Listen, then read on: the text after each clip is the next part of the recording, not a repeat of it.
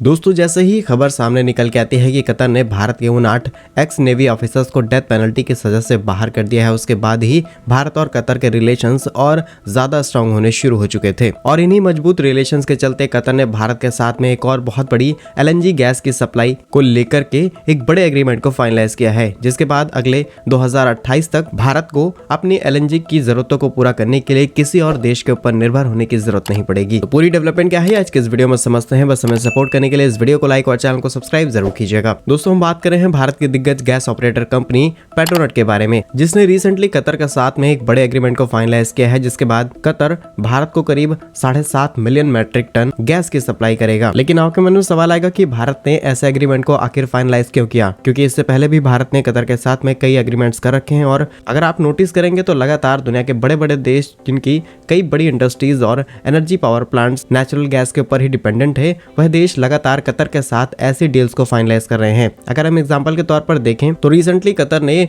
Europe के साथ में करीब 77 मिलियन मैट्रिक टन गैस को लेकर के साल 2027 तक के लिए डील साइन कर लिया है। इसमें मेजॉरिटी कंपनीज के पार्टनर्स हैं शेल, टोटल एनर्जीज और ENI। इसके अलावा एक लॉन्ग टर्म एग्रीमेंट साइन किया गया है चाइना के साथ में, और यहाँ पर चाइनीज कंपनी सिनोपेक ने पार्टिसिपेट किया है। इसके अलावा नेशनल पेट्रोलियम कॉर्पोरेशन के साथ यानी कि बांग्लादेश के बीच में पार्टनरशिप की गई है, ताकि बांग्लादेश भी एक लंबे वक्त तक कतर से LNG इंपोर्ट कराता रहे। लेकिन आखिर ये सभी देश कतर के साथ में ऐसी बड़ी डील्स को फाइनलाइज कर रहे हैं, इसके पीछे का एग्जैक्ट रीजन क्या है? सबसे पहली चीज कि कतर सबसे बड़ा LNG एक्सपोर्टर कंट्री बन चुका है। रिसेंटली डेटा के मुताबिक कतर ने अपने LNG प्रोडक्शन को इंक्रीज कर दिया है और 2027 तक करीब 126 million ton per year LNG का कतर करने वाला है। और अभी कतर के साथ में जो डील फाइनलाइज होंगी उसी रेट पर कतर आने वाले कई सालों तक गैस की सप्लाई करने वाला है। यानी कि मार्केट के अंदर जिस तरीके की फ्लक्चुएशंस आएंगी, कतर यहाँ पर अपने फिक्स प्राइस पर ही गैस की सप्लाई करेगा। और ये भारत के लिए अच्छा मौका था, इसीलिए भारतीय कंपनी पेट्रोनेट ने 7.5 million metric ton per year के एक लॉन्ग टर्म एग्रीमेंट को साइन कर लिया है कतर के साथ में, जिसमें पार्टनर्स हैं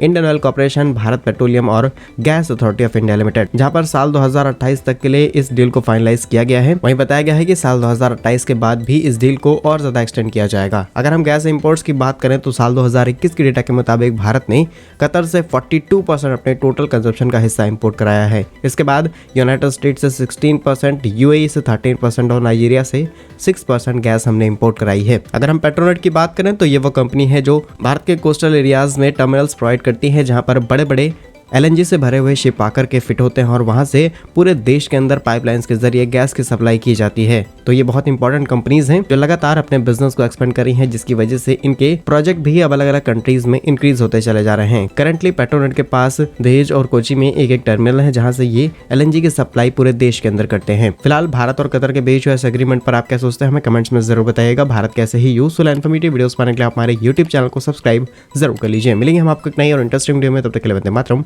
भारत माता की जय।